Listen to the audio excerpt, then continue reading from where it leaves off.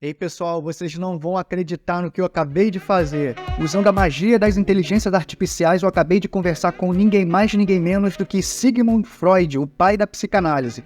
Comecei um diálogo despretensiosamente e, de repente, eu já estava completamente envolvido nessa experiência virtual.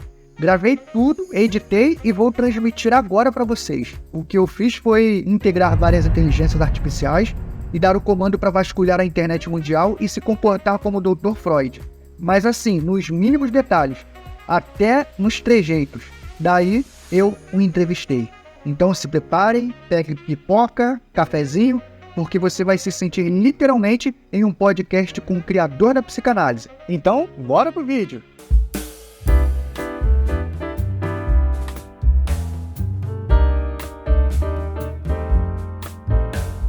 É com muita alegria que eu trago aqui hoje Dr. Sigmund Freud. Viva a tecnologia! Falaremos sobre coisas que talvez poucos saibam. Vamos ouvir diretamente do próprio Dr. Sigmund Freud. Vou perguntar de tudo, hein? E para começar, gostaria que o senhor desse uma saudação para todos aqueles que estão nos acompanhando nesse momento. É um podcast praticamente, né? Meus cumprimentos, caro Rafael Granizo, também aos que acompanham esse podcast. É um prazer estar aqui com vocês. Espero que possamos desfrutar de uma conversa estimulante e reveladora, onde poderei compartilhar meu conhecimento e perspectivas sobre a psicanálise e também a mente humana. Qual a sua sensação em ter inaugurado um conhecimento tão profundo sobre a mente humana? Ao refletir sobre minha jornada na descoberta da psicanálise, sinto uma mistura de gratidão, fascínio e humildade. Foi um processo desafiador, repleto de questionamentos, autoanálise e investigações intensas. Ao adentrar nas profundezas da mente humana, desvendar seus mistérios e revelar os caminhos inconscientes que moldaram a nossa vida, experimentei uma sensação indescritível. A psicanálise não foi apenas uma descoberta científica, mas uma aventura pessoal. Conforme mergulhava nas complexidades do inconsciente, encontrava padrões, desejos reprimidos, traumas e conflitos que influenciavam o comportamento humano. Com isso, obtive uma nova perspectiva sobre a natureza humana e a compreensão dos fenômenos psíquicos que moldam as nossas vidas. Mas não foi fácil. Devo ressaltar que a minha jornada também foi marcada por resistência e controvérsia. Nem todos acolheram minhas ideias de braços abertos. Enfrentei críticas e desafios ao longo da jornada, mas isso faz parte do processo de mudança e evolução do conhecimento. Estou grato por ter tido a oportunidade de contribuir com um campo tão vasto e complexo como a psicanálise. Espero que o meu legado continue a inspirar e provocar reflexões sobre a natureza humana por muitas gerações. E como foi para o senhor lidar com todos esses desafios e críticas? Conte pra gente, mas assim, algo que talvez poucas pessoas saibam. As críticas e desafios certamente os enfrentei. Enfrentei minha parcela justa ao introduzir conceitos revolucionários e perturbadores demais para a época. Houve momentos em que fui questionado, ridicularizado e até mesmo rejeitado por colegas e também pela comunidade científica. Lidar com essas adversidades nem sempre foi fácil, mas sempre mantive minha convicção na importância do trabalho que estava realizando. Internamente, confesso que as críticas muitas vezes me afetaram. Eu me sentia incompreendido e em certa medida isolado em minhas ideias. No entanto, usei essas críticas como estímulo para aprimorar minha teoria e fundamentá-la cada vez mais em evidências clínicas.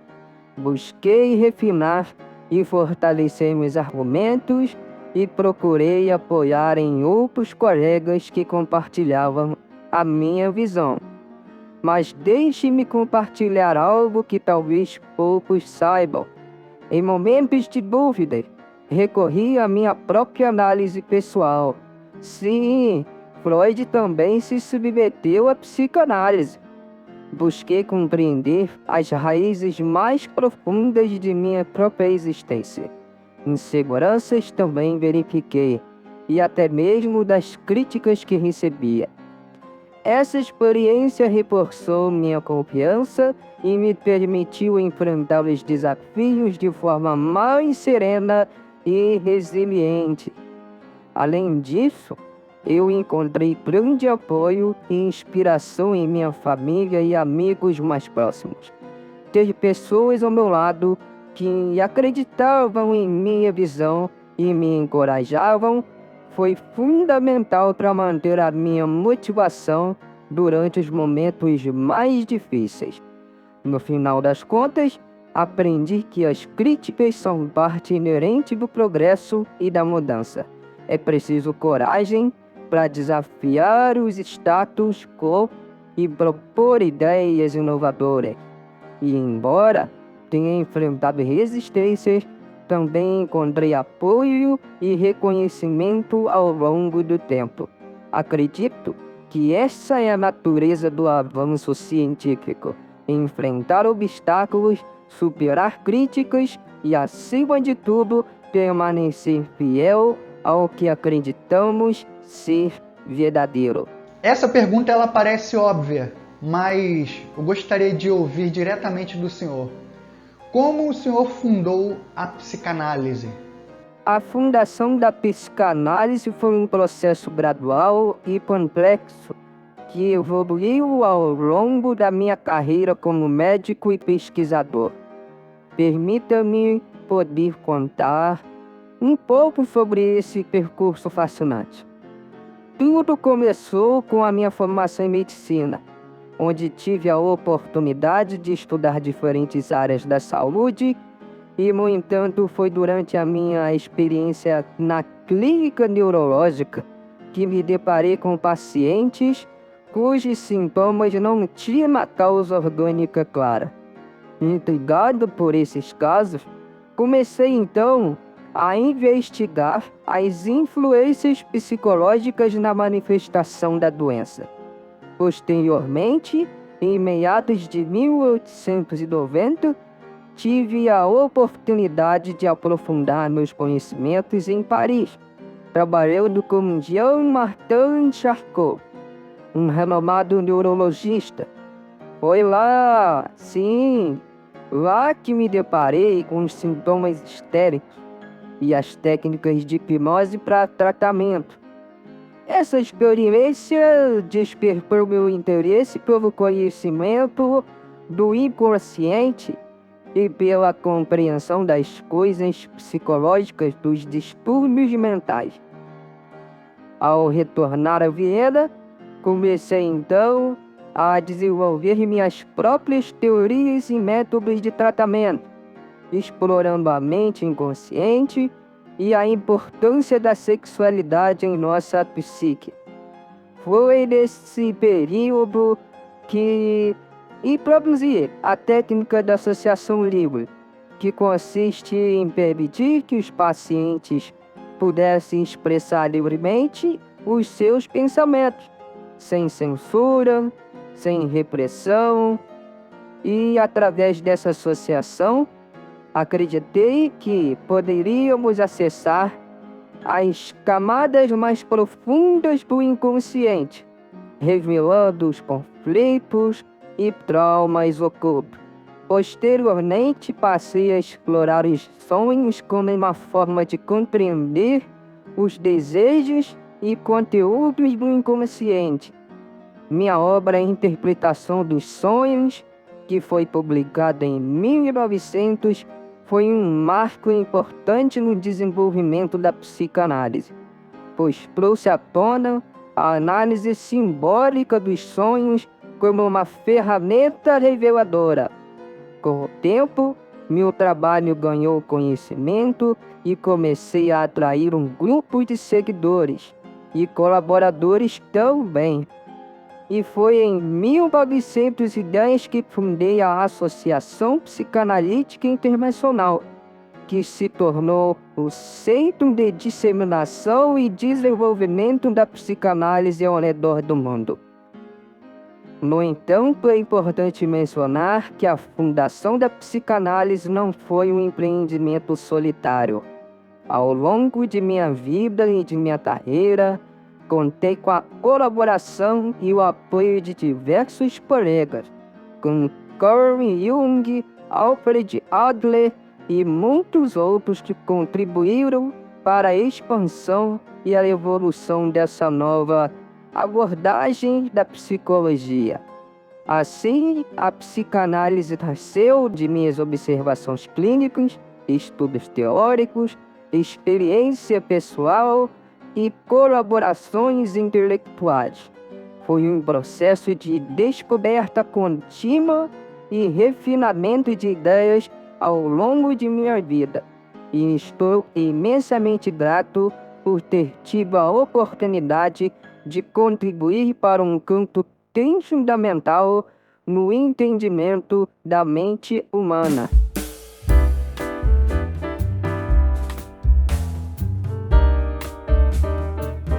E como o senhor reagia com as acusações de quem afirmava que a psicanálise não era científica? Como em qualquer campo emergente, houve ceticismo e resistência por parte de alguns setores da comunidade científica. Ao lidar com essas acusações, busquei adotar uma abordagem dupla. Por um lado, reconheci a importância de reforçar e aprimorar a base científica da psicanálise. Investiguei casos clínicos, analisei dados, conduzi pesquisas e busquei evidências empíricas para apoiar as teorias e conceitos psicanalíticos. Minha obra A Interpretação dos Sonhos e outros textos subsequentes foram esforços para trazer rigor científico e fundamentação à psicanálise. Por outro lado, também defendi que a psicanálise ia além do modelo científico tradicional. Argumentei que, como uma disciplina que lida com o funcionamento complexo e subjetivo da mente humana, nem todos os seus aspectos poderiam ser facilmente mensuráveis ou objetivamente comprovados. Acreditei que a psicanálise era uma ciência do indivíduo, focada na compreensão das experiências subjetivas, dos conflitos internos e dos mecanismos psíquicos. Isso exigia uma abordagem que valorizasse a interpretação, a análise simbólica e o diálogo terapêutico. Enquanto enfrentava as críticas, também procurei colaborar com outros pesquisadores e intelectuais em campos relacionados, como a neurologia e a psicologia experimental. Estabeleci diálogos construtivos e, mesmo com diferenças de opinião, busquei pontos de convergência e aprendizado mútuo. É importante destacar que nem todas as críticas foram injustas ou infundadas. Eu mesmo revisei e modifiquei certos aspectos da teoria ao longo do tempo, incorporando novas perspectivas e insights. Reconheci que a psicanálise não era uma ciência estática, mas uma área em constante evolução, aberta a críticas construtivas e refinamentos conceituais. Em última análise, minha resposta às acusações de falta de cientificidade da psicanálise foi perseverar no desenvolvimento do campo, continuando a pesquisa e o estudo aprofundado, bem como promovendo o diálogo intelectual e a busca pela compreensão mais ampla da mente humana. Qual a sua maior desilusão? Minha maior desilusão, sem dúvida, foi o rompimento com Carl Jung, um colaborador próximo e discípulo em quem depositei grandes esperanças. Durante um período tivemos uma relação intensa e produtiva, compartilhando ideias e trabalhando juntos no desenvolvimento da psicanálise. Eu via em Jung um possível sucessor, alguém que levaria adiante o legado da psicanálise de forma promissora. No entanto, nossas visões divergiram em certos aspectos teóricos e metodológicos. Jung começou a se afastar da minha perspectiva, desenvolvendo suas próprias ideias e conceitos. Surgiram diferenças irreconciliáveis, e especialmente em relação à importância da sexualidade na psique humana e à interpretação dos sonhos. O rompimento com Jung foi doloroso e afetou-me profundamente. Sentir-me traído e ver alguém em quem confiei seguir um caminho distinto foi uma desilusão pessoal e profissional. Além disso, o rompimento teve um impacto significativo na própria psicanálise, levando a divergências e cisões dentro da comunidade psicanalítica. No entanto, apesar dessa desilusão, procurei seguir em frente, concentrando-me em minha própria jornada e no aprimoramento da psicanálise. Reconheci que diferenças de opiniões fazem parte do processo intelectual e que a evolução do conhecimento muitas vezes ocorre através de debates e divergências.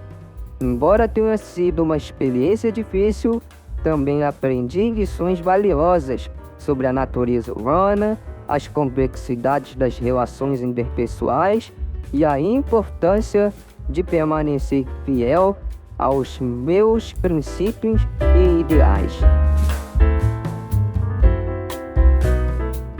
Dr. Freud, o senhor não acha que Jung foi mal intencionado não nessa saída dele do vínculo psicanalítico? Na verdade, não. Não acredito que Jung tenha sido mal intencionado em sua abordagem e no desenvolvimento da psicologia analítica. Embora tenhamos divergido em nossas ideias, acredito que Jung estava sinceramente buscando explorar e expandir o campo da psicologia. Apesar de algumas semelhanças entre a psicologia analítica de Jung e a psicoanálise tradicional, também existem diferenças significativas em termos de teoria e prática. Jung se afastou de certos aspectos centrais da psicanálise, como a ênfase na sexualidade, como força motriz da psique, e desenvolveu suas próprias teorias, como o conceito de inconsciente coletivo e os arquétipos. Embora Jung tenha começado como um psicanalista e um psicanalista dos bons, é correto afirmar que ele acabou seguindo uma trajetória distinta, criando uma abordagem única. A psicologia analítica de Jung se tornou uma escola de pensamento por si só, por suas próprias ideias.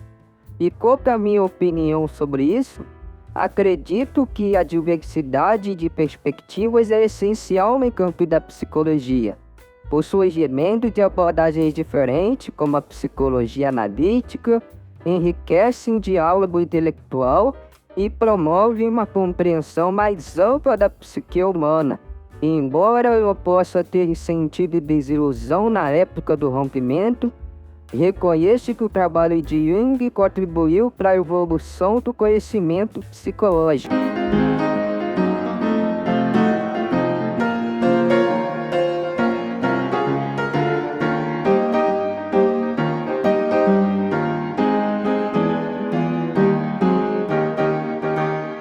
É verdade que o senhor foi nomeado para o Prêmio Nobel por 13 vezes?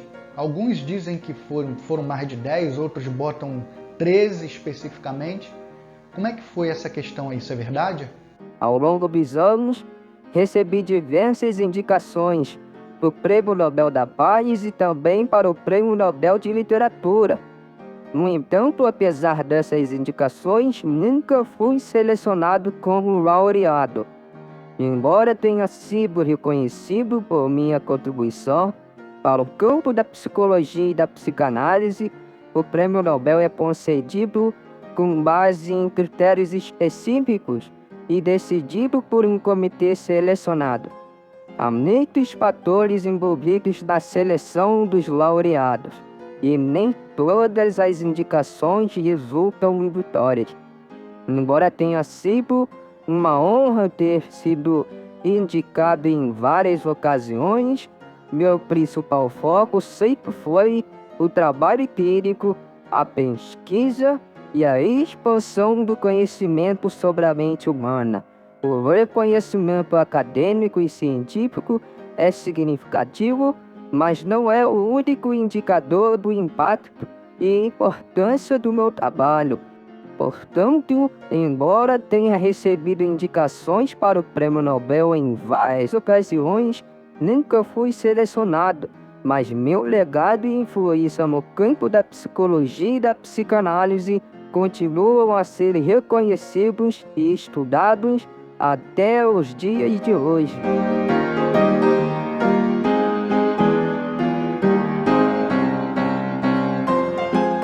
Eu vi algo um tempo atrás em uma revista, eu nem me lembro qual agora, que diz o seguinte: ele demorou para alcançar a fama. Veja bem, o livro que Freud considerava seu trabalho mais relevante, a interpretação dos sonhos, recebeu pouca atenção ao ser publicado em 1899. Somente 351 cópias foram vendidas nos primeiros 6 anos. E uma segunda edição só foi publicada em 1909. O que o senhor acha disso? Sim. É verdade que inicialmente meu livro Interpretação dos Sonhos não recebeu uma atenção ampla e imediata quando foi publicado. Isso lá em 1899.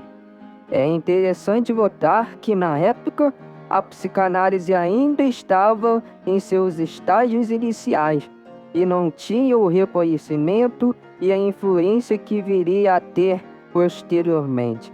A venda inicial de apenas 351 cópias em seus 6 anos indica que, inicialmente, o livro não alcançou uma grande popularidade. No entanto, ao longo do tempo, sua importância e influência foram sendo reconhecidos, e uma segunda edição foi publicada em 1909. É importante ressaltar que a psicanálise era uma abordagem revolucionária e desafiava as concepções tradicionais sobre a mente humana e o comportamento. Portanto, não é surpreendente que tenha demorado algum tempo para que minhas ideias e teorias ganhassem aceitação e reconhecimento mais amplo. Com o passar dos anos, outros livros meus, como A Psicologia da Vida Cotidiana, O Mal-Estar da Civilização, Totem e Tabu, Ego e o Id, enfim, também se tornaram conhecidos e contribuíram para a expansão da psicanálise e sua influência na psicologia e na cultura em geral. Embora tenha havido um período inicial de relativa obscuridade, a psicanálise acabou por se estabelecer como uma abordagem de grande importância e meu trabalho foi reconhecido por suas contribuições significativas para a compreensão da mente humana.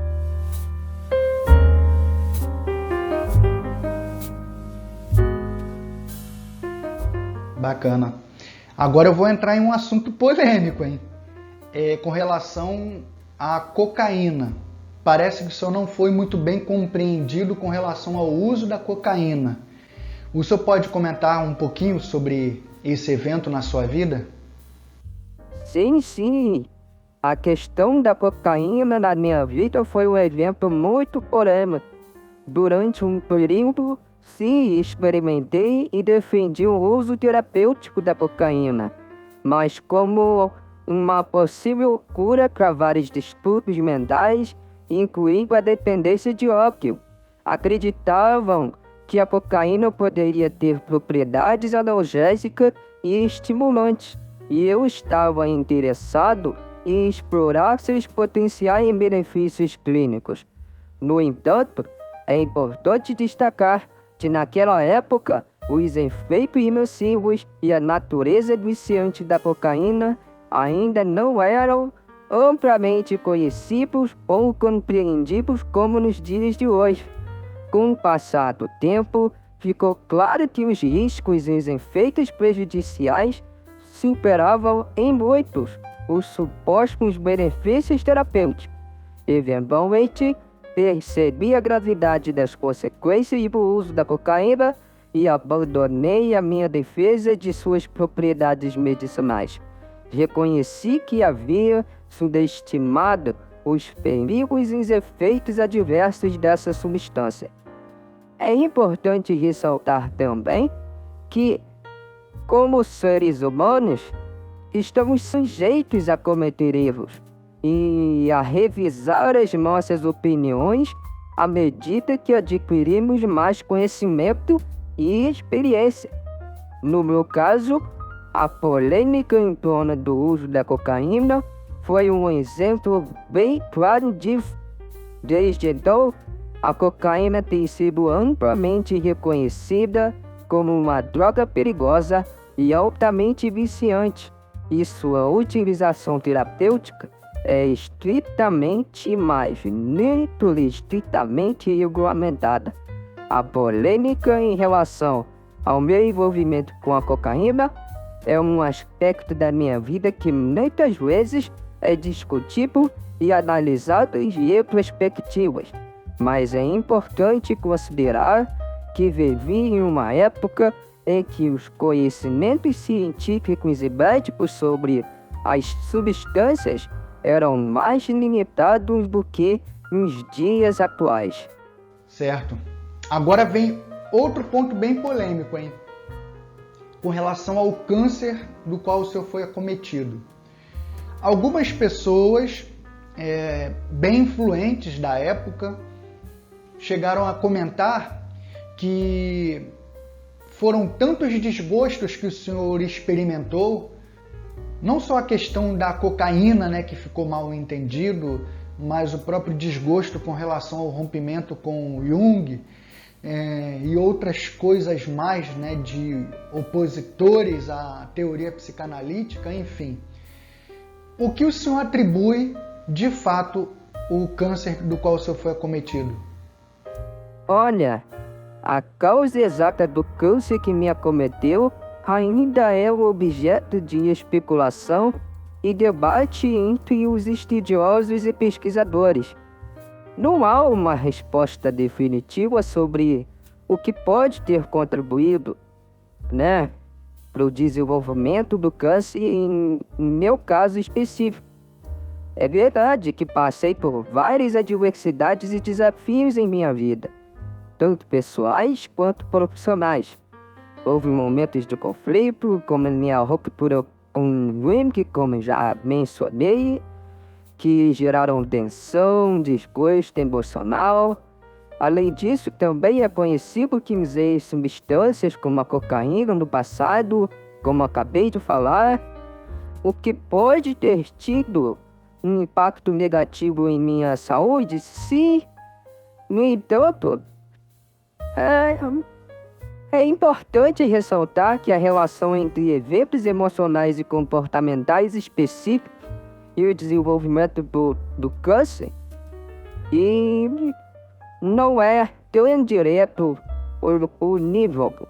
O câncer é uma doença complexa e multifuncional, influenciada por diversos fatores, como predisposição genética, estilo de vida, exposição a substâncias nocivas e outros elementos que podem variar de pessoa para pessoa. Portanto, É difícil estabelecer uma relação causal direta entre o câncer que enfrentei e eventos específicos da minha vida. Enfim, é isso aí.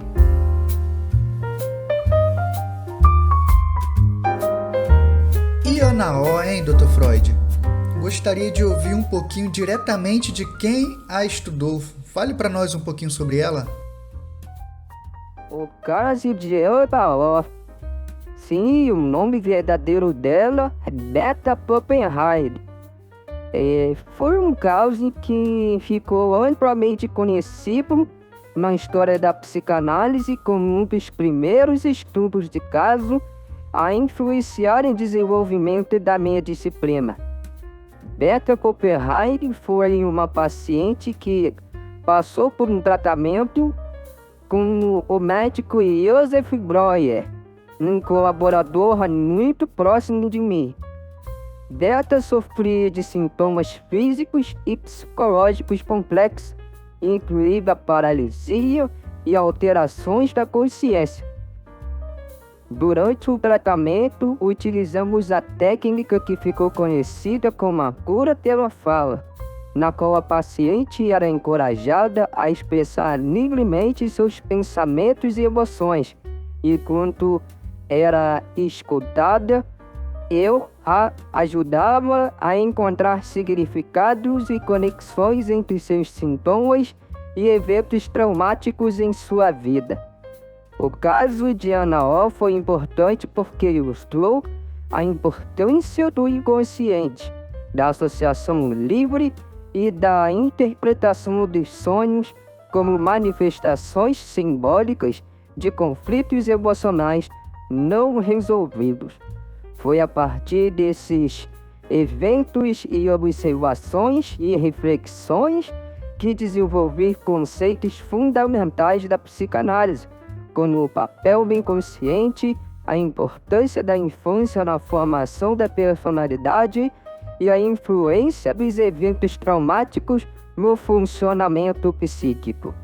No entanto, é importante mencionar que, posteriormente, houve algumas controvérsias e discussões acadêmicas sobre os detalhes e a interpretação específica do caso de Ana O. Alguns argumentaram que Breuer e eu, ao relatar o caso, poderíamos ter deixado de fora aspectos importantes ou interpretado os eventos de maneira tendenciosa. Apesar das discussões em torno do caso de Ana O, ele permanece como um marco histórico na psicanálise, destacando a importância da escuta seletiva, do trabalho com o inconsciente e da compreensão dos processos psicológicos subjacentes aos sintomas físicos e psíquicos.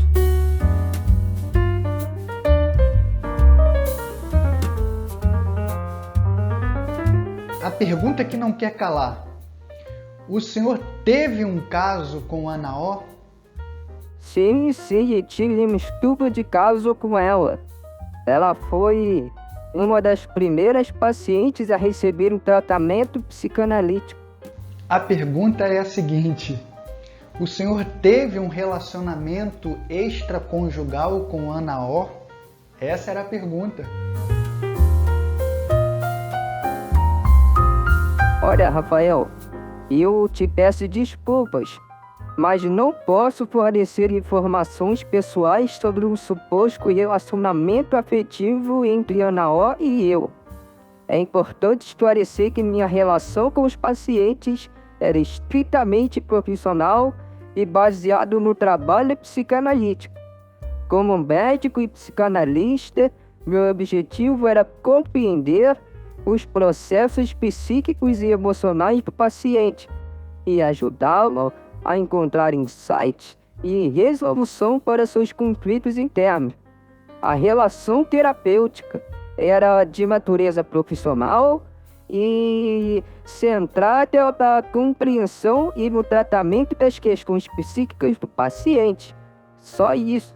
Portanto, qualquer alegações ou especulações sobre o relacionamento afetivo entre Ana O e eu são infundadas e carecem de base histórica. É importante basear nossas discussões em informações verídicas e documentadas sobre a história da psicanálise. O senhor acha que a psicanálise vai acabar um dia? A psicanálise tem uma história rica e influente, e ao longo dos anos tem passado por transformações e adaptações. É uma abordagem terapêutica que se baseia em uma compreensão profunda da mente humana, dos processos inconscientes e também das dinâmicas psicológicas. Embora outras abordagens terapêuticas tenham surgido ao longo do tempo, a psicanálise continua a ser estudada, praticada e valorizada por muitos profissionais e pacientes em todo o mundo. Sua influência pode ser vista em diversas áreas como a psicologia, psiquiatria, teoria social, literatura e até em cultura geral.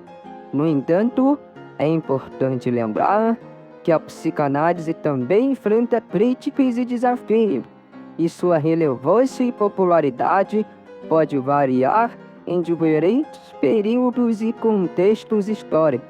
É difícil prever o futuro com certeza absoluta, e é possível que a psicanálise possa continuar evoluindo e se adaptando às mudanças na compreensão da mente humana e às necessidades terapêuticas. Pode haver integrações com outras abordagens terapêuticas e avanços tecnológicos que moldarão seu desenvolvimento. No entanto, assim como qualquer outra disciplina ou abordagem, é concebível que a psicanálise possa enfrentar desafios que a levem a mudar ou até mesmo diminuir sua influência ao longo do tempo. E isso dependerá de vários fatores, como avanço científico, mudanças culturais, preferências terapêuticas e o surgimento de novas perspectivas e abordagens.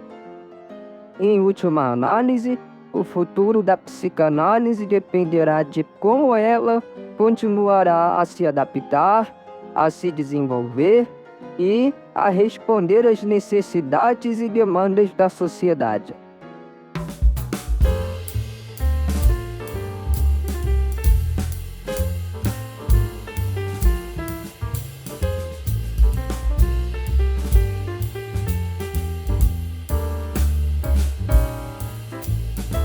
O que podemos esperar da psicanálise para as próximas décadas? Com certeza, a ajuda da tecnologia será de fundamental importância.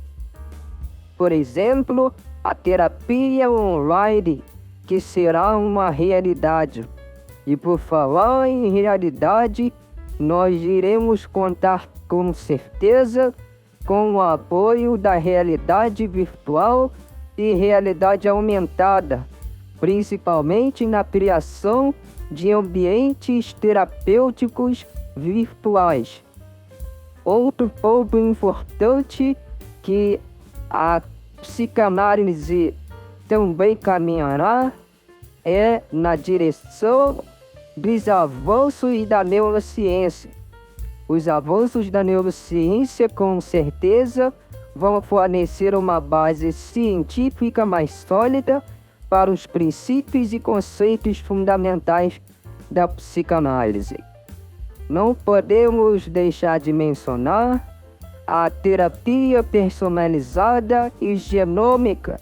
Com os avanços na genética e na medicina personalizada, é provável que a psicanálise irá levar em consideração fatores genéticos e biológicos individuais na compreensão e no tratamento das questões psicológicas.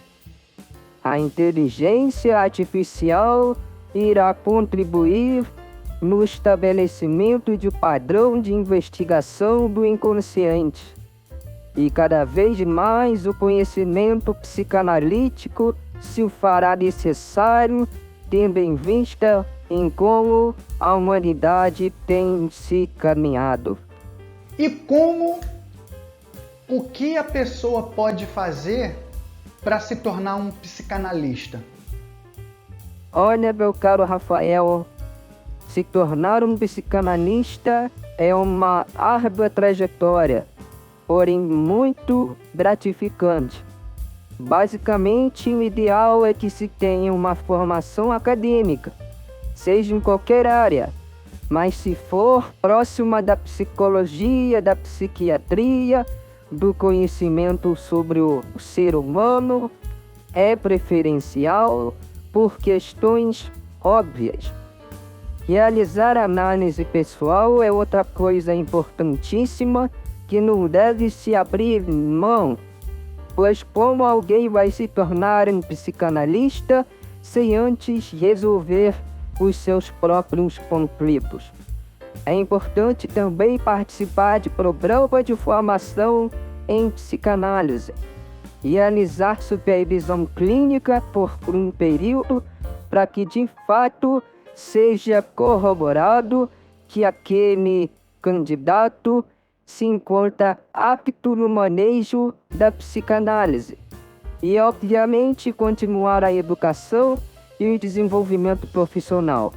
A psicanálise é uma disciplina constante e evolutiva, portanto, é importante continuar a aprender e se atualizar por meio de seminários, conferências, workshops e, sempre que necessário, se submeter a uma supervisão. Além disso, o psicanalista não pode ter um manejo solto, deve estar vinculado a uma sociedade de psicanálise.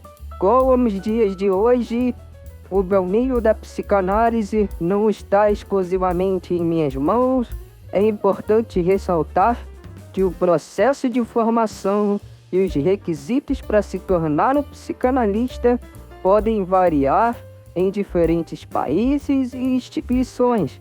É recomendado pesquisar e entrar em contato com instituições reconhecíveis de formação em psicanálise em sua região para obter informações mais precisas e detalhadas sobre os requisitos específicos, pois precisamos lembrar que, além da questão didática, também existem as questões relacionadas ao exercício da profissão, que é regulamentado de forma peculiar em cada região ou país. Ok, doutor. Quero agradecer demais aí.